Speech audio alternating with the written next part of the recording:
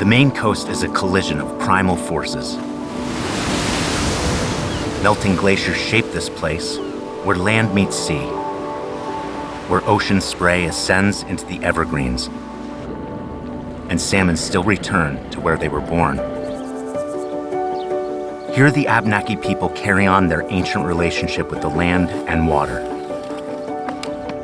Native plants and fish still anchor the local food system. And in this estuary of regional flavor, there are origin stories for every local dish. Every year is a banner year. More lobsters than ever been landed before. Is it for you? When I got the opportunity to cook with them, I was like, yeah, this is a no-brainer. Like, this product tells the story. No one seemed to be making a wine that was just pure wild blueberries without messing with it.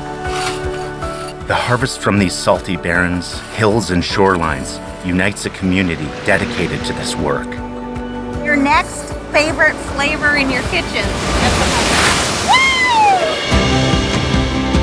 My name is Kevin Chap, and for me, wild foods aren't just a luxury, they're a way of life. As an environmentalist, educator, and professional forager, I know the best ingredients are still waiting to be discovered. You just need to know where to look.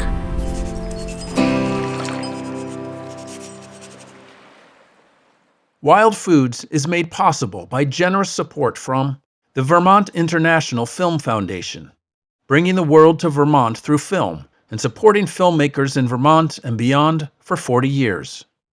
And with support from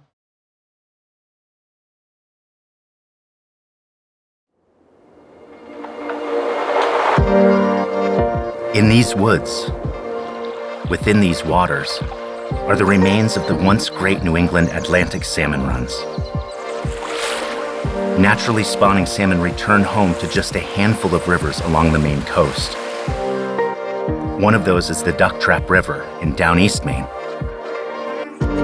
Extractive practices in the forest push wild Atlantic salmon to the brink of extinction. Ending timber harvests and enforcing a strict catch and release policy now allow this ecosystem to reclaim its former glory. Fish that are going out to sea to feed and grow and then come up here to spawn. It's so rare now in the United States that they've actually preserved this river. So you can still fish it, but you can't keep any salmon. Above ground, on the forest floor, leaves and wood decay, releasing organic matter that supports aquatic insects. Below ground, root systems stabilize the riverbanks, preventing erosion and sediment that smothers salmon eggs. Nature's already the perfect example of how to produce abundance. So here's a much more established oak tree. This is probably 150-ish years old.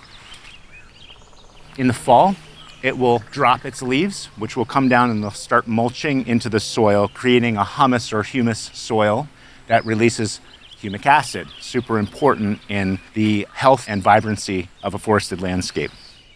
When those leaves are mulching and decomposing, they also create fulvic acid. Now, fulvic acid is really important in the health of ecosystems kind of all over the world because it bonds with iron. And what that does is it washes out into our waterways. And that iron is then washed downstream and it washes out to sea, and it becomes nutrients or feed for algae and microalgae and phytoplankton. That will attract the larger species of, like, say, crayfish and small fry.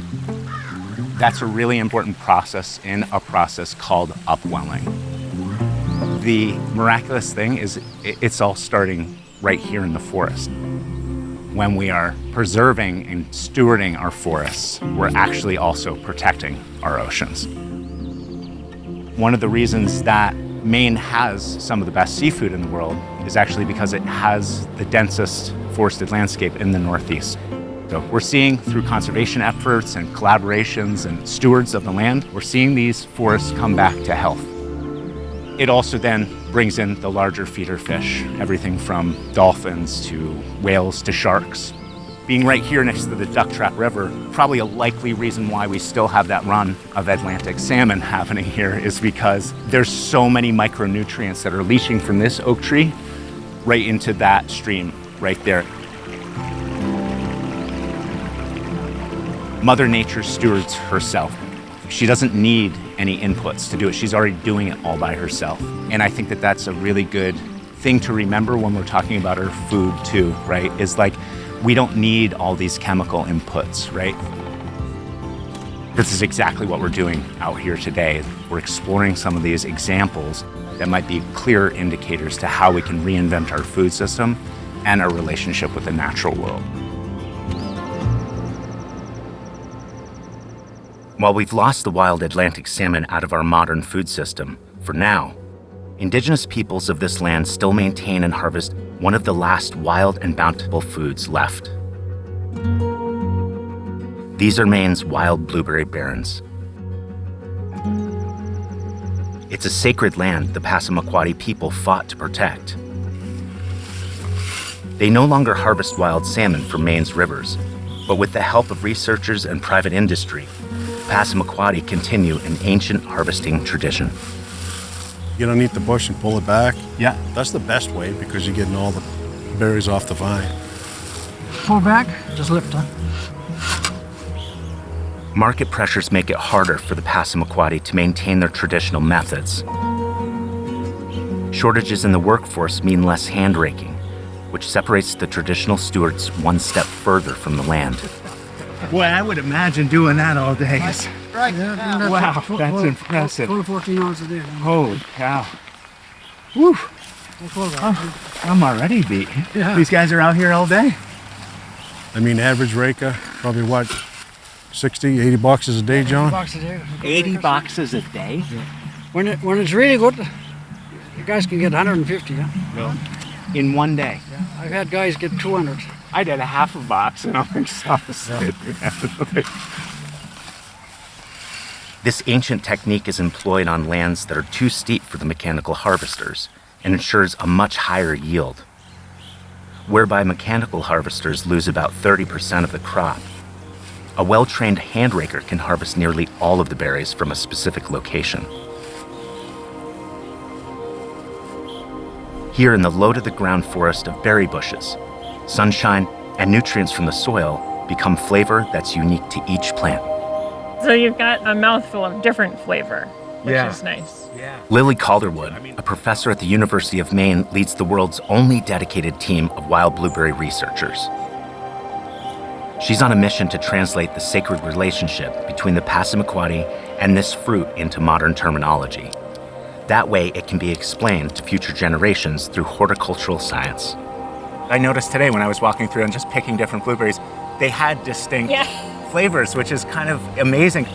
Our food system, we homogenize so much, right? But with a wild plant like this, you get all this different variance, and so you get a real taste of place. That way, right? Yeah, absolutely. And in a pint, you have a little bit of like 10 different plants. The way that blueberry fields form today, you can create a new field today, but the majority of these fields have been here for hundreds of years. They're these very interesting, fascinating, ancient fields. Their bushes are so small, but they've been here for a very long time. This has been a cultural product, for the Passamaquoddy, for example, for, millennia, really, right? They've used it as not only food, but as medicine and even as art and culture. Right. So the native people, the Passamaquoddies, were here. They were able to foster these spaces to keep them free of big trees. They would burn the land to keep it in blueberry. They would harvest from these fields, and that knowledge and those practices grew into what the industry has become today. So here we do have two different species. One is called low sweet, which is Vaccinium angustifolium. The other one is sour top, which is Vaccinium myrtaloides. 5 to 10% of fields is this myrtaloides, the sour top. But it does taste a little bit different. It matures a little bit later. And then the low sweet is what the rest of the field is. Okay. But within the low sweet, you have a lot of genetic variability. Oh. Within this field, there are about 500 to 1,500 genetically distinct individual plants. Really? Yeah. Wow. So they have genetic mixing on their own. Yeah. They're basically breeding the very natural way, which is mixing of genes during pollination. A bird comes, picks that berry up, drops it over here. That plant is going to grow a little bit differently. Yeah. Like slightly different color green leaves, slightly different color berry, slightly different taste. From Passamaquoddy traditions to training a new generation of blueberry scientists, to the hands of a winemaker who draws inspiration from the wild forces at play when making his Bluet wines. Enter Michael Tyrion, a native-born Mainer whose skill set and passion for the wild blueberry has created a value-added product that may act as a catalyst for ensuring the vitality of this important wild food. Rather than controlling the genetics of the fruit, which is what we have done over the course of centuries with Pinot Noir or Cabernet or Chardonnay, that is a field that has genetic diversity that we embrace, bring it all in, ferment it, Right. and then the flavors, the result, taste like this particular place. And the idea of pursuing Bluet as an expression of a place, it's all about the diversity, being humble about it and seeing what it tastes like.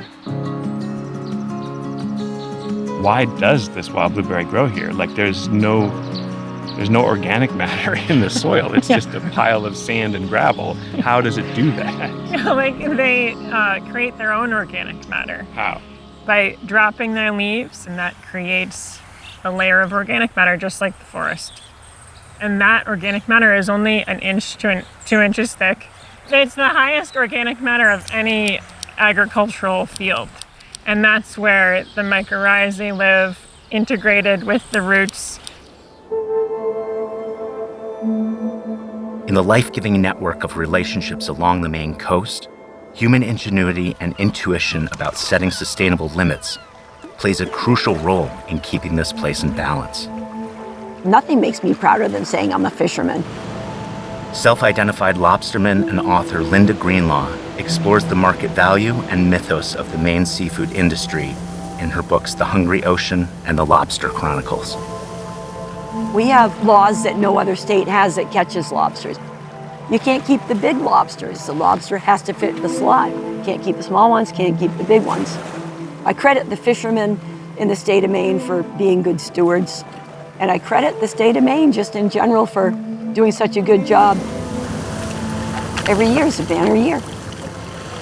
We're in this huge boom cycle. Why is that? Oh, is it because the ocean's warming? Maybe. Where science used to say lobsters were molting once a year, they're doing it more than once a year now because of water temperature. Any reasonable person has to think, what happens when the water gets too warm? As nutrients make their way downstream to local estuaries and salt marshes, they combine with ocean tides to create rich deposits that attract and grow a foundational community of filter feeders and seaweed. I don't really have an issue foraging in most places along the Maine coastline. 88% forested landscape means that we've got clean waterways, we've got clean oceans. So it's kind of a blessing.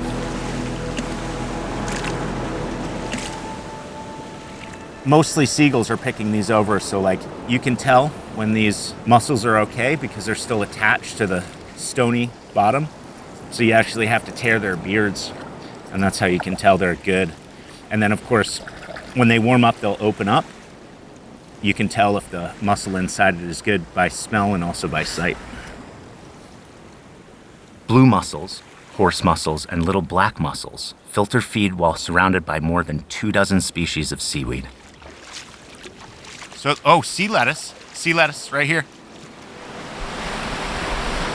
The abundance of wild seaweed species has spawned an entire industry, and Serafina Earhart with Maine Coast Sea Vegetables sits at the center of it. It's a good thing that seaweed is so nutrient dense, right? Because you earn it. 100%. Serafina grew up in a family of seaweed harvesters. She now supplies seaweed products to stores nationwide. This is? Bladderwrack. Yeah. We know it's bladderwrack because it has these little air pods at the end, which right now are very forked. And they're fun to pick off the puffy end and eat. I like them because they pop. Yeah, little gel in the end.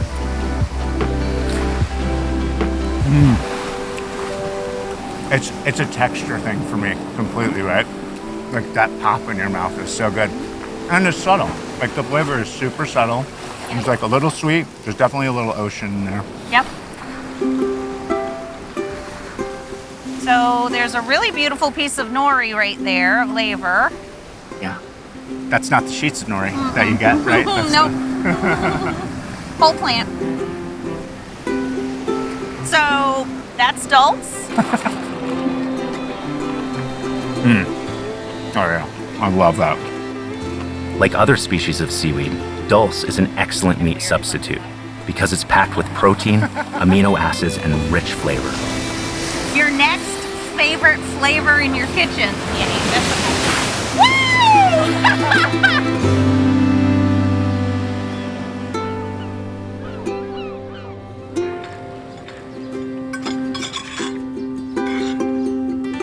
See how it's turning yellow and green? With this pan-fried dulse, we're making DLTs. Dulse, lettuce, and tomato. Sandwich cheers? Yeah, let's do it. Cheers. I mean, seriously, if you told me this was a BLT, I don't think that I would say it wasn't, you know? That salty, smoky, umami, but there's just a deeper flavor. I would just say like, wow, how'd you smoke this bacon? People who are seaweed skeptical, if they watched you build it, they might not be as keen. Yeah. But I've never fed it to someone who didn't enjoy it. Yeah. Yep. So sometimes it's a psychological thing as much as anything else. One of the things that I've been impressed with here in Maine is like there's still such a closeness to the land where in other parts of the country, like there isn't that seasonality. Like we expect to be able to get whatever we want anytime. Blows my mind. Yeah, Yes. yeah, right. But yeah, when you're actually going out and harvesting it, you only have access to it for a certain season, right? Our harvest is about 4 months out of the season. Those 4 months shift from species to species roughly, which doesn't really work with the grocery store model where if you have a break in your supply chain, they fine you for it, they penalize you. We're sort of falling down in our food systems. There's a clear movement for people understanding where their food is coming from. Whether it's wild blueberries for wine or seaweed for a sandwich, each business finds its own equilibrium between demand and what nature provides. Maine fisherman Bob Ernest saw an opportunity to meet demand for Maine oysters and do it at the right scale. And we, over a couple beers one night, said, hey, let's go to oyster school and start raising oysters just to show people that there's a way you could make some money in Maine in a business other than just lobstering. Bob Ernest and his partners turned to oysters as a way to diversify the local fishery, and they founded Chebeague Island Oyster Company.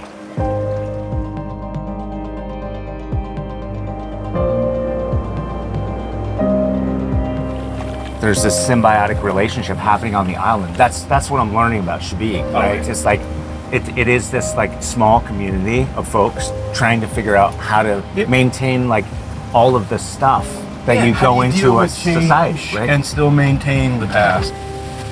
About 50,000 baby oysters, started growing them. Yeah. So the next year, we planted 250,000 babies. Year after that, 500, then 600, then 800,000. And that's what we've been planting all along. After 5 years in business, Bob is now selling the oyster farm. The good news is the leading contender to buy it is the farm manager, Zoe. Yeah. Zoe Banasek is an oyster woman. She's stepping up and taking over Bob's thriving operation. My family's been coming here for 7 generations now, so I'm the 6th generation, I believe.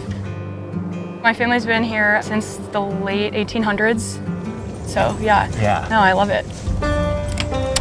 Why oystering? Like, how did that happen? I love being on the water. I didn't go back to school this fall and was on the island, so needed some extra work and started working here and really fell in love with it. So when we tumble them, it chips off all the excess growth and it allows the oyster to form a deeper cup and a plumper animal inside.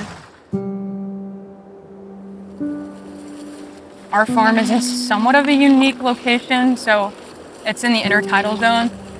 About half the time they're not fully underwater, so they grow a lot slower than even other farms just around here where they float the trays on top of the water column. But we think that in the extra 2 years it takes them to grow, the flavor profile is able to develop a bit more, sort of like a wine. So this is for you? To eat? For dinner? Yeah. Green crabs. These days, European green crabs are a common uninvited guest in Zoe's baskets. This invasive species is proliferating in Maine's warming ocean waters. It preys on small oysters and overwhelms eelgrass beds, crucial habitat for juvenile salmon. No one has much nice to say about the green crabs. But now the green crab invasion has reached the kitchen at the Chebeague Island Inn. Green crabs are a problem. Executive Chef Marsh Elliott wants his cuisine to be part of the solution. My dad was a commercial crabber. He made his living catching blue crabs. And so we always grew up picking crabs around the table and we'd always go shrimping. And so like that connection to food has been with me for a long time. We've brought Chef Marsh blueberry wine, Chebeague oysters, and the mussels we foraged. The dish Marsh is preparing with the mussels starts with green crabs. This is sort of our green crab broth that we make with the mussels. Got scallions, fennel, lemongrass, garlic. Then we go in with our green crabs. So there's really no like meat on these crabs. It's more about the flavor of their shell. The fishermen are catching all of this bycatch, right? And how do we utilize it? Like the green crabs, like here's this invasive crab that is causing havoc with the oystermen, with the mussel growers, with the lobstermen. How do we get rid of it? What can we do about it? And so when I got the opportunity to cook with them, I was like, yeah, this is a no-brainer. Like this product tells the story. And not only that, it's delicious. So like, why wouldn't we be doing this? And so we just treat it simply and let the ingredient, shine. Ideally, the whole system works for itself. Killing the green crabs, which are helping the lobstermen, which are in turn helping the lobsters grow, which then I get to use, and then the whole cycle sort of repeats itself. All the flavor of these crabs, being infused into the sauce, and then we'll pass it so there's no shells, right? And finish it with coconut milk. And we use that as our base to essentially cook our mussels. So here we've got some of the Chebeague Island oysters, grown right here on Chebeague Island. We sometimes serve these raw at the restaurant. A lot of the times we like to bake them. I like a baked oyster in the summertime as opposed to a raw one. So then we'll top these with a little sun gold butter, sun gold tomatoes. We blister them, puree them, cook them down until they sort of thicken, a little bit of white wine, and then mix it with butter. So it should have like that sort of wood-fired, very rich like tomato flavor.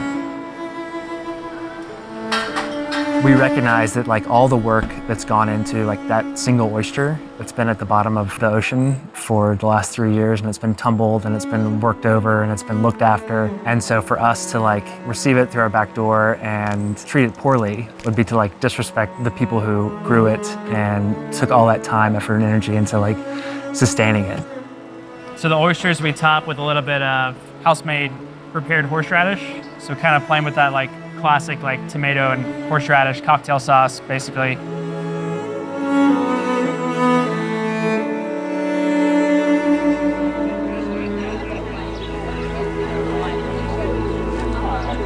Chef Marsh prepares what we've gathered and marries them onto the plate, serving those we've met along the way.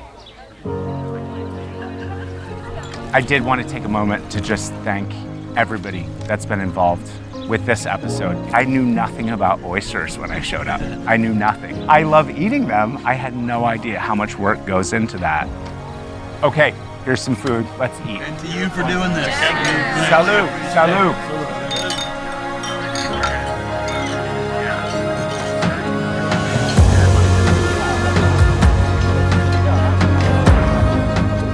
Maine Maine faces a myriad of unique challenges as the people here nurture wild, food-producing habitats. The cottage wild food businesses here create deeper ties to the land and sea. So many tastes from a single place, and so many people dedicated to keeping it that way.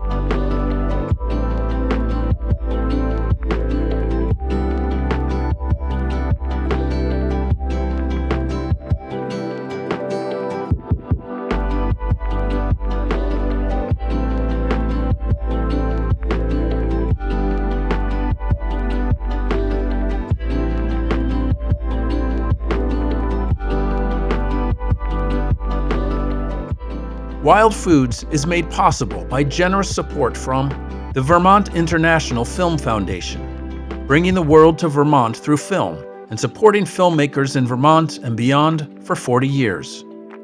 And with support from